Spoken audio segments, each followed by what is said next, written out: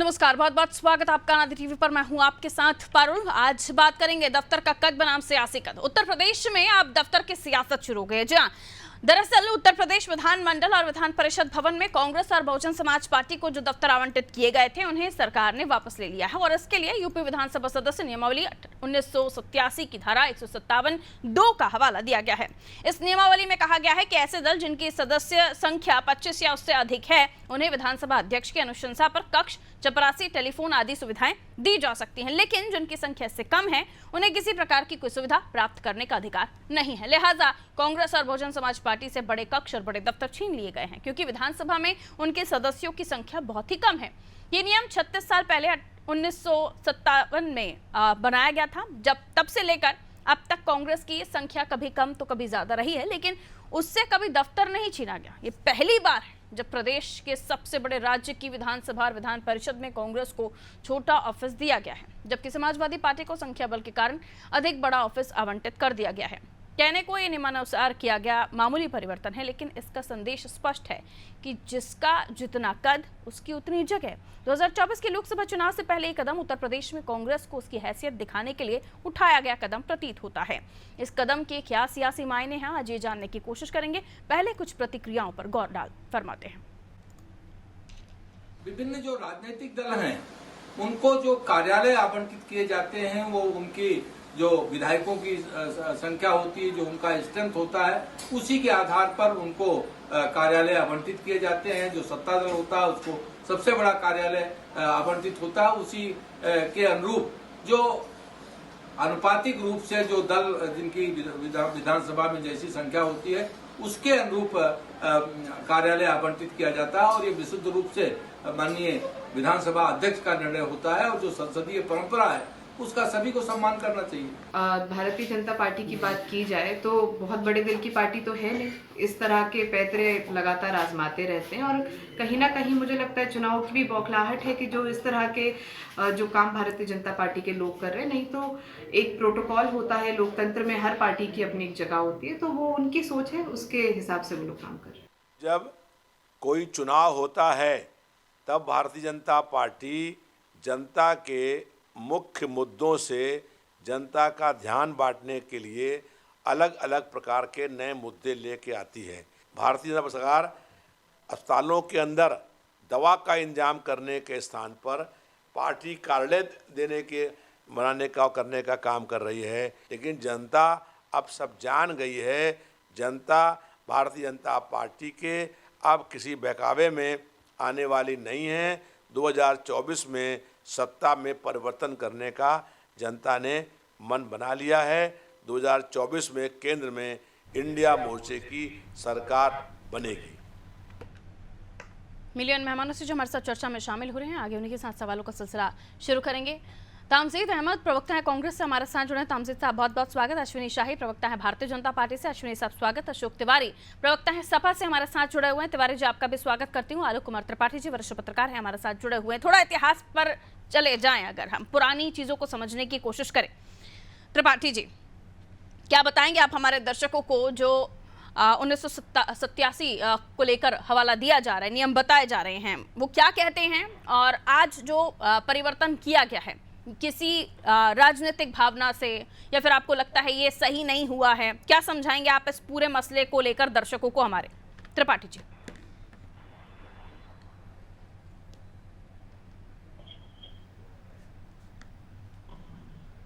Sir device आपका mute है, sir unmute कीजिए। जी, ये सरकार ने जो तर्क दिया है कि जिसकी जितनी संख्या है उस हिसाब से नियमावली है कि 25 से कम होंगे तो उनको इतना बड़ा दिया जाएगा कक्ष आवंटन के लिए। तो जाहिर सी बात है उसमें अगर बहुजन समाज पार्टी और कांग्रेस को देखें तो उतनी संख्या नहीं है और उस समाजवादी पार्टी की संख्या जाता है, तो उसको लेके जो कि जब मीटिंग होती है विधानमंडल दल की तो उसमें लोग आते हैं, बैठते हैं, तो उस हिसाब से किया गया है। लेकिन अब चूंकि भाजपा ने समय ऐसा चुना है तो जाहिर सी बात है कि राजनीतिक दलों में ये हलचल तो होगी कि सब जो इंडिया का गठबंधन है, उस गठबंधन में ही चाहे कांग्रेस ले लीजिए, चाहे बहुजन समाज पार्टी भले ये भी शामिल नहीं हुई है, और समाजवादी पार्टी, तो ये सब तो थोड़ा सा आपसी एक है। लेकिन अगर देखा जाए नियमानुसार तो जाहिर सी बात है, जब विधायक एक ही, जैसे बहुजन समाज पार्टी है, उसका मात्र एकमात्र विधायक है, तो उसको इतना बड़ा कमरा आवंटन का कोई मतलब नहीं रह जाता है। लेकिन राजनीति जो है, चूंकि 2024 का चुनाव है और 5 राज्यों के भी चुनाव हो रहे हैं, तो इस नाते शुरुआत शुरू हो गई है कि इंडिया गठबंधन के जो सहयोगी दल है उसमें इस तरह की है, वो लोग विरोध भी नहीं कर पाएंगे खुल के कायदे से। तो जाहिर सी बात है कि भाजपा ने फिर एक चाल चल दी, कह सकते हैं। शाही साहब, कौन सी चाल चली है बताइए, क्या कर दिए? देखिए, बाहर ही निकाल दिए हैं, दफ्तर ही नहीं दे रहे हैं आप तो। पारुल जी, अगर भारतीय जनता पार्टी कोई काम नियमानुसार करती है तो सबको कष्ट होने लगता है, बगैर नियम के छोड़ दिया जाए तो सभी जो है जिंदाबाद बोलते हैं।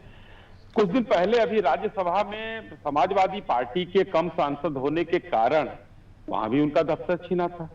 तो ऐसा नहीं है कि ये पहली बार होने जा रहा है। और अभी रविदास जी बोल रहे थे तो मैं सुन रहा था, उनको अपने राज्यसभा के उन सांसदों की याद नहीं आई ना। लोकसभा में भी 3 सांसद उनके थे, उनका कार्यालय छीना था। तो इसलिए ये मैं नहीं कहता कि कोई काम नियम विरुद्ध किया जाए। भारतीय जनता पार्टी नियम के साथ चलती है और नियमावली में जो लिखा है कि 25 सांसदों से या 25 विधायकों से कम कोई हो तो विधानसभा में किस आकार का कक्ष होगा। और कांग्रेस पार्टी के पास सिर्फ 2 विधायक हैं, बहुजन समाज पार्टी के पास सिर्फ 1 विधायक है, तो इनको वो 25 से ऊपर वाला कमरा क्यों? समाजवादी पार्टी के पास इस समय 111 विधायक है, उनके सब लोगों को मिला के। तो इधर जब उनके विधायक जितने संख्या है तो वो उस हिसाब से बड़ा कक्ष उनको चाहिए था, तो बड़ा कक्ष दिया गया। तो आज ऐसी कोई न विसंगति है, न कोई चीज किसी के साथ कोई दुर्व्यवहार किया जा रहा है। सिर्फ नियमों का हवाला और नियमों का पालन कराया जा रहा है। इसके अलावा पारुल जी कोई अलग से कुछ नहीं किया जा रहा है।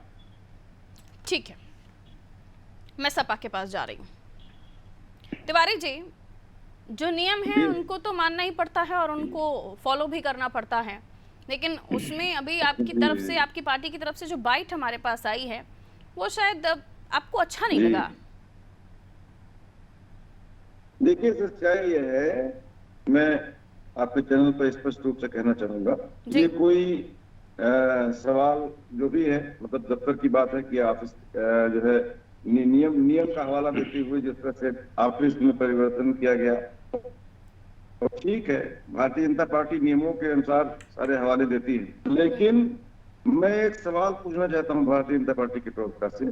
अभी जो सत्र बुलाया गया है, 4 दिन का सत्र, जनता के इतने मुद्दे हैं, महंगाई है, और यूपी जैसा बड़ा राज्य, महिलाओं को सुरक्षा नहीं, हाँ, महिलाओं को सुरक्षा नहीं मिल रही है, घटनाएं हो रही, किसान बेहाल है, नौजवान सड़कों पर भटकने को मजबूर है। सवाल इस बात का है, शिक्षा हाल है, यहाँ का स्वास्थ्य व्यवस्था इतना बदहाल है। माननीय अखिलेश जी के समय में जिस तरह से जो है स्वास्थ्य सुधार हुआ था, 1 रुपए पर्चा बनता था, आज इतना महंगा हो गया है कि स्वास्थ्य का जो है हाल बेहाल हो गया है और लोगों को स्टेशन नहीं मिल पा रहा है।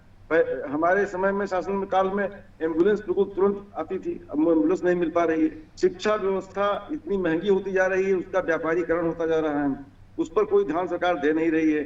सत्र जहां पर 14-15 दिन का बुलाया जाना चाहिए था, वहां पर 4 दिन का बुलाया गया है, केवल खाना पूर्ति के लिए, खाली बजट के अनुपूरक मांगों के लिए। तो सवाल इस बात का है, इस पर तो कोई ध्यान नहीं है।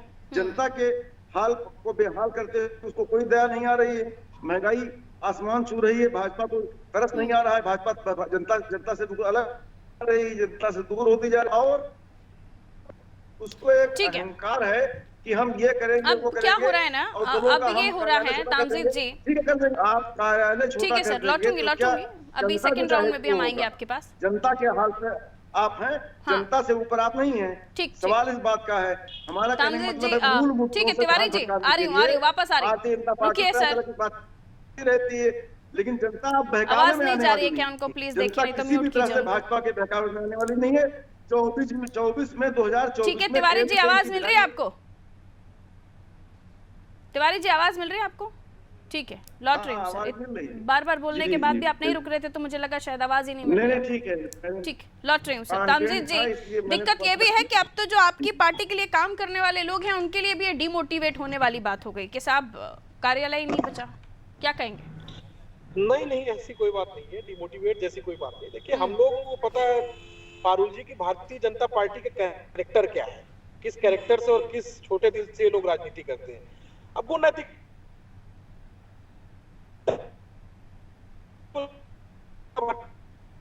कि जब नेहरू जी लोहिया सभा आते थे, राजीव गांधी जी के बारे में भाजपा के नेता पूर्व प्रधानमंत्री अटल बिहारी वाजपेयी जी ने क्या लिखा?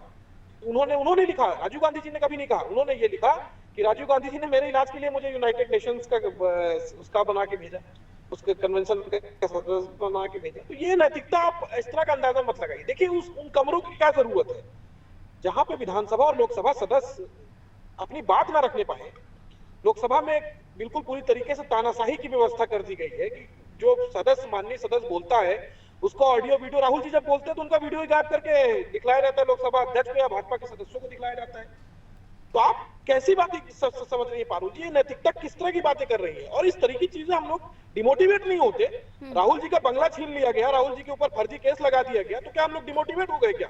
हम लोग लड़के जीते और फिर राहुल जी संसद में पहुंचे, और जब संसद में पहुंचे तो उनकी आवाज को म्यूट किया जाने लगा, उनका वीडियो काटा जाने लगा। यूपी में आपकी स्थिति को देखकर ही सपा आपको टिकट देने वाली है, ऐसा पहले अखिलेश जी का भी बयान आ गया था।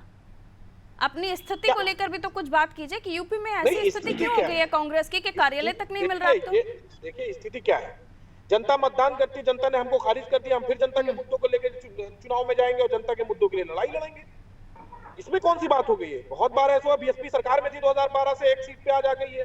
भाजपा 1991 में 2 सीटें थी, आज 300 सीटें हैं। तो ये लोकतांत्रिक व्यवस्था है, इसका हम लोग सम्मान करते हैं। इसका मतलब ये नहीं कि 2 सीटें हमारी है तो हम लड़ना ही छोड़ देंगे। 2009 में हमारे पास 22 सांसद थे, ये आप क्यों भूल जाती है? और हमारे पास अगर 1 सांसद है आज की तारीख में, तो समाजवादी के पास भी 3 सांसद है, बीएसपी के पास भी 5 सांसद है। तो इस नंबर अंक गणित जो है वो जनता चुनती है। और कांग्रेस पार्टी का ये विचार है, कांग्रेस पार्टी ये मानती है कि जो भी जनता जनादेश देगी। हम पिछले 5 साल से सड़क पे लड़ रहे हैं, हम सबकी लड़ाई लड़ रहे हैं, लेकिन जनता ने हमें खारिज किया, तो हम इस चीज को इसको सरमाथे पे लेके फिर से उनकी लड़ाई शुरू करेंगे। इसका मतलब ये नहीं कि हम बैठ जाएंगे। और ये कमरे उमरे की लड़ाई हम लोग कांग्रेस वाले नहीं लड़ते।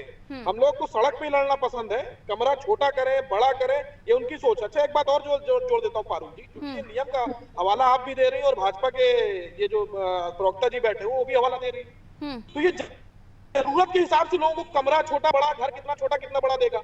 एक समय ऐसा था कि शिवपाल सिंह जी को एक बड़ा सा बंगला अलॉट किया, एक बड़ा सा बंगला शिवपाल सिंह जी को अलॉट किया गया। वो तो एक सदस्य भी थे ना विधानसभा के, लेकिन चूंकि उस समय भारतीय जनता पार्टी को जरूरत थी शिवपाल सिंह यादव जी की, बड़ा सा घर अलॉट कर दिया। किस नियम के तहत अलॉट किया गया है वो ये प्रवक्ता जी बताएंगे। तो यहाँ कोई नियम नहीं चलता है, यहाँ कोई नियम कानून का मसला नहीं है। भारतीय जनता पार्टी को जिसकी जरूरत है उसको वो घर भी दे देंगे, सब कुछ दे देंगे। जिसकी जरूरत नहीं उनका कमरा छोटा कर देंगे। त्रिपाठी जी के पास जा रही हूं। कांग्रेस को कोई फर्क नहीं पड़ता, ये आप मान लीजिए। और ना तो किसी नैतिकता की उम्मीद भारतीय जनता पार्टी से रखिए। ये छोटे दिल के लोग हैं, छोटे मन से राजनीति करते हैं, और ये मान लीजिए कि ये तो चाहती नहीं कि उसका इनकी सोच जवाब में, ठीक है शाहिद जी आपके पास ही आ जाते हैं। आखिरी बात कह के पारुल जी बात खत्म कर रहा हूँ। हाँ। इनकी सोच में विपक्ष है ही नहीं। इनकी सोच में चाहते नहीं कि विपक्ष रहे। कमरा तो छोड़ दीजिए, ये तो चाहते नहीं कि विपक्ष रहे। इसी वजह से विपक्ष की आवाजें संसद में बंद की जाती है, विधानसभा में बंद की जाती है, अश्विनी कैमरा शाही बंद किया जाता है। ठीक है सर, लिमिटेड टाइम होता है, सबके पास बारी बारी से आना होता है। शॉर्ट में अपनी बात कंप्लीट कीजिए। अश्विनी शाही जी के पास जा रही हूँ। अश्विनी शाही जी जवाब दीजिए, कई सारे सवाल आपके सामने। पारो जी, ये लोग कमरे की लड़ाई नहीं लड़ते हैं, लेकिन इन्हीं के गांधी परिवार की बहू ने कहा था कि मेरा बच्चा छोटा था, मेरे पति की देहांत हुआ था और कमरे से बाहर हमको फेंक दिया गया था। ये मैं नहीं कह रहा हूं, उन्होंने ही कहा था। उधर सोनिया जी, राहुल जी, प्रियंका जी, किसके सहारे जो है वो लोग बड़े बड़े मकानों में रहते थे, और यहाँ तक उनके पीएस पीआरओ भी बड़े बंगलों में रहते थे जिसका भाड़ा ये लोग नहीं देते थे। बंगला छीनने की बात कर रहे हैं, कितना उधर बवाल मचा जी था। को बड़ा बंगला दिया था, कौन सा नियम लगाया था उसमें? देखिए, उसमें शिवपाल जी चूंकि विधान क्या बोल रहे हैं? बीच में नहीं, प्लीज, आपकी बात पूरी हो गई सर, बीच में नहीं, प्लीज। ठीक है, सॉरी, बोलिए। शिवपाल जी विधानसभा के विरोधी दल के नेता थे। विरोधी दल के नेता की हैसियत से जो उनको बंगला उस समय अलॉट किया जाना था, किया गया था। उनके पूर्व में मुख्यमंत्रियों को किस तरीके से, कांग्रेस जब तक थी मुख्यमंत्रियों, पूर्व मुख्यमंत्रियों को कैसे बंगला अलॉट किया जाएगा, वीर बहादुर सिंह जी कितने समय तक बंगले में रहे, नारायण दत्त तिवारी जी कब तक बंगले में रहे। अब तो हम ही लोग जब से आए हैं तब से ये नियम लगाया गया है कि इतने साल तक कह रहे समय का चक्र है, कभी आपके कम कभी उनके कम, कभी आपके दो कभी उनके ज्यादा। कहिए अश्विनी जी। जी पारुल जी, देखिए वो तो लोकतांत्रिक व्यवस्था है, मैं मानता हूं कि कभी हमारे कम होंगे कभी उनके ज्यादा होंगे, तो जो नियम है वो सबके ऊपर लागू होगा। हमारे कम होंगे हमको छोटा दफ्तर मिल जाएगा, हमारे ज्यादा होंगे हमको ज्यादा बड़ा मिलेगा। तो अगर नियमों के हवाले से हम चलेंगे, हम नियमों को नहीं तोड़ेंगे, बैठक की व्यवस्था तो सभी के लिए है, लेकिन जिसके पास ज्यादा लोग होंगे कुर्सियां उसके लिए ही ज्यादा लगेंगी ना त्रिपाठी जी। ये तो खैर एक लॉजिक वाली बात हो गई। सवाल ये कि मुझे वो बयान भी याद आ रहा है जब अखिलेश जी कहते हैं यूपी में बड़ा भाई हम हैं, तो अब तो उनकी बातों को और भी ज्यादा मजबूती मिल गई होगी। वहां पर यूपी पे बड़ा भाई वो हैं और बड़े भाई ने ही कह दिया था कि यहाँ उनको चुनाव हम लड़ा रहे हैं। त्रिपाठी जी।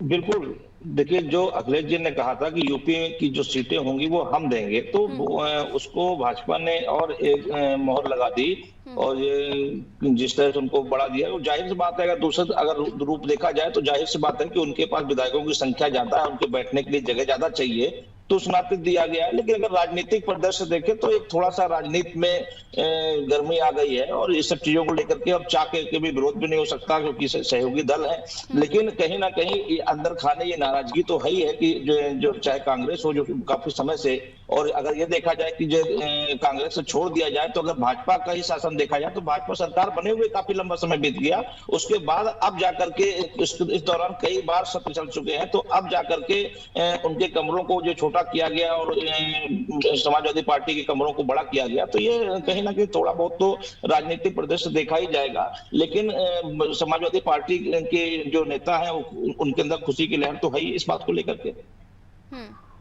खुश तो बहुत होंगे तिवारी जी, ऐसा कह रहे हैं त्रिपाठी जी कि मन में लड्डू फूटा, लेकिन बाहर हम तब भी कह रहे हैं कि नहीं हम कांग्रेस के साथ हैं, पहले हम कहते हैं हम बड़ा भाई हैं। देखिए सच्चाई हमने पहले से बयान करी, भारतीय जनता पार्टी का कुछ भी हो लेकिन दिल छोटा है। भारतीय जनता पार्टी का अगर दिल बड़ा होता तो कमरों पर जनता के मुद्दों पर ध्यान देते, और तो बड़ी जगह देकर खाली रखकर और क्या मतलब, ये तो खैर लॉजिकल बयान नहीं है ना। आपके इतने सारे सदस्य हैं, वो खड़े रहें वो बैठे रहें, सीटों के हिसाब से भी जगह दी जा रही है ना। तिवारी जी कांग्रेस को भी आप मिला लीजिए अपने में, वही जगह दे दीजिए, ज्यादा अच्छा रहेगा, दिल बड़ा दिखाइए। आपसे बैठनी चाहिए, बड़ा करना अच्छी बात है, छोटा करना गलत बात है। तिवारी जी मैं कह रहा हूँ कि कांग्रेस को जो है अपने साथ अपने ही कमरे में बैठाकर आप दिल बड़ा करके दिखाइए, ज्यादा बढ़िया रहेगा। अच्छा, आप आगे सवाल इस बात का है, अश्विनी जी से मैं सवाल करना चाहता हूँ कि आज जनता के इतने मुद्दे हैं जो कि मतलब जनता त्राय कर रही है, करा रही है, उत्तर प्रदेश की जनता पीड़ा से करा। किस मुद्दे को लेकर आप सड़क पर आए हैं बताइए जरा, कौन सा मुद्दा हो? सदन में आपको हर मुद्दे में मौखिक खानी पड़ती है और वहां पर आप जो है व्यक्तिगत हो जाते हैं, कभी केशव जी के ऊपर कभी माननीय मुख्यमंत्री जी के ऊपर, ये व्यक्तिगत हो रहे हैं। सदन में मुद्दे कहाँ उठा रहे हैं? जो है आप विपक्ष की भूमिका में नहीं है तिवारी जी, विपक्ष की भूमिका में आप किनारे हैं। अखिलेश जी सिर्फ कभी जो है केशव जी के ऊपर व्यक्तिगत होते हैं, कभी जी में जंगल राज है। आज देना चाहिए, आज जो है स्वास्थ्य शिक्षा नहीं मिल पा रहा है जनता को, इस पर ध्यान देना चाहिए। ये कहना है कि सरकार बने तो टाइम हो गया और ये मुद्दे उठाए भी कई टाइम हो गया, ठीक है, कम से कम 15 दिन का सत्र बुलाना चाहिए।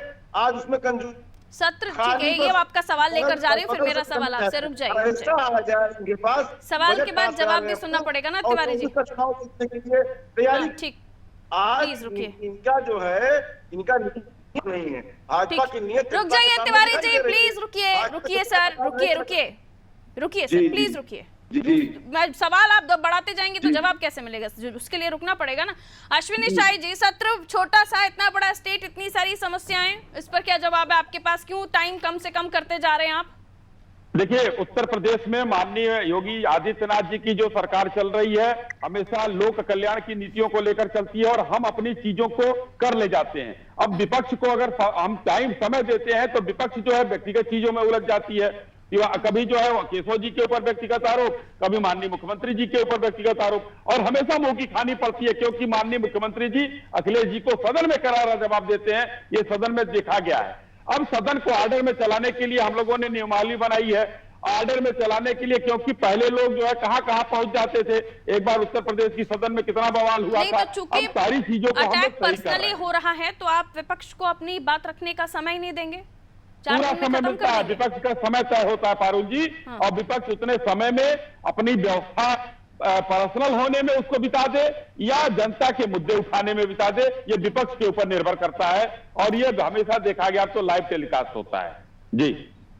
ठीक है तामजिद जी, ये ऐसा नहीं है कि पहली बार हो रहा है, हम देख रहे हैं सत्र छोटे होते जा रहे हैं, सिकुड़ते जा रहे हैं, और ये लगभग स्टेट्स में हाल यही हो रहा है। पहले ये होता था कि सदस्यों की संख्या जितनी होती थी उसके हिसाब से दिन भी होते थे, समय भी होते थे, लेकिन अब वो चीज़ें उलट होती जा रही हैं। कहीं हम देखते हैं कि पूरा एप्रन पहनकर प्रदर्शन करने पहुंच गए विधायक महोदय, कहीं कुछ प्रदर्शन के भी अलग अलग एंटीक तरीके अपनाए जाते हैं। तामजिद जी, क्या सहमत है उस पर?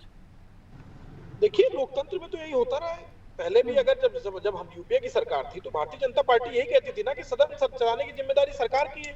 उनका काम था कि सदन को वो अवरोध करते थे, न जाने कितने दिन सदन बंद रहता था, लेकिन इसका मतलब ये नहीं था कि हम लोग सदन चलाना ही बंद कर दिए।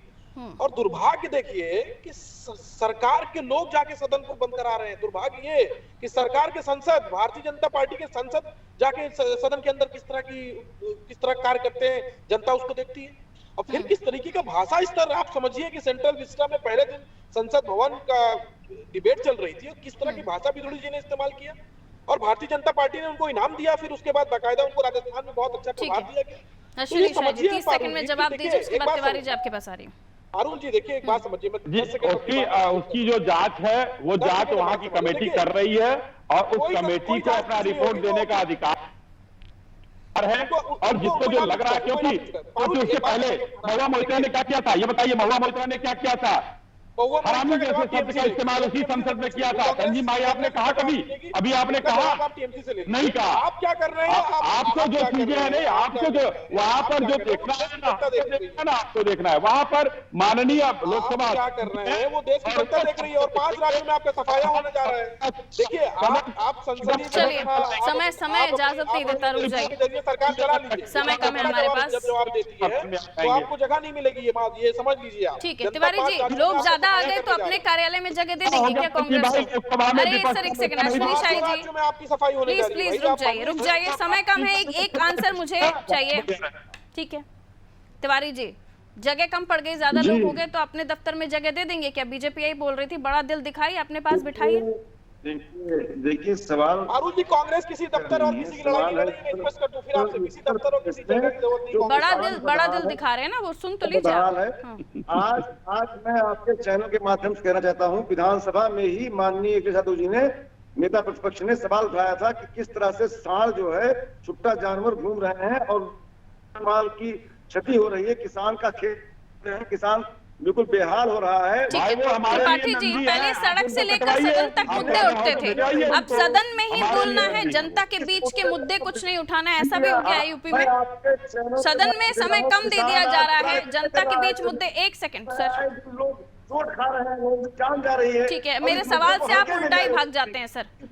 ठीक है त्रिपाठी जी, सदन से लेकर सड़क तक मुद्दे उठते थे पहले, अब सड़क पर तो उठते नहीं है, सदन में उठते हैं, और सदन का समय भी कम कर दिया गया है। त्रिपाठी जी क्या बताएंगे इस पर? जी देखिए, जनप्रतिनिधियों ने जनता के मुद्दों से किनारा कर लिया है, और यही कारण है कि अब जब सदन चलता था तो पहले करीब 15 दिन का 20 दिन का सदन चलता था, और सड़क पे विरोधी जो विपक्ष होता था वो धरना प्रदर्शन करता था, और कई दिन इस पे लेकर के बहस होती थी, और फिर विधानसभा के अंदर। लेकिन धीमे धीमे ये सब स्थितियां खत्म होती जा रही हैं। बजट पेश किया, बजट पेश करके सदन खत्म कर दिया जाता, 3 दिन 4 दिन 5 दिन। लेकिन ये तो गलत है ना सर, जनता के मुद्दे विपक्ष कैसे उठाएगा अगर सत्र खत्म होता चला जाएगा? आप जनता के प्रतिनिधि हैं, जनता की समस्याओं को सदन में उठाने का, और खासकर विपक्ष के जो मुद्दे हैं, लोग उनको मुद्दे हैं उनके पास, जो रोजी रोटी का सवाल हो, चाहे स्वास्थ्य का सवाल हो, शिक्षा का सवाल हो। ठीक है, मेरा सवाल था तिवारी जी, लेकिन उसका जवाब नहीं दिया। बड़ा दिल दिखाएंगे क्या, कांग्रेस को अपने पास बिठाएंगे क्या, उस पर आपने खैर जवाब नहीं दिया, फिर आप मेरा सवाल गप कर गए। खैर, बहुत बहुत शुक्रिया आप सभी का हमारे साथ जुड़ने के लिए। उत्तर प्रदेश की हम बात कर रहे थे, दफ्तर का कद बनाम सियासी कद, जिसकी जितनी सीटें हैं उसका उतना राज्य आयोग के यूं कैसे कह सकते हैं कि उतनी उसकी जगह विधान परिषद विधान सभा में ये इसलिए भी कहा जा रहा है क्योंकि नियम है, जिसके पास जितने विधायक होंगे उसके हिसाब से उनको सीटें मिलेंगी। बीएसपी और कांग्रेस की हालत खराब है वहाँ पर, आप जानते हैं 25 से भी कम सदस्य, जो नियमावली कहती है उसमें उनको प्यून भी नहीं मिलेगा। अब कांग्रेस का कहना है कि गलत हुआ है, बीजेपी कह रही है बड़ा दिल दिखाइए, अपने पास बिठाइए। खैर, मुझे दीजिए इजाजत, रखिए अपना ख्याल, नमस्कार।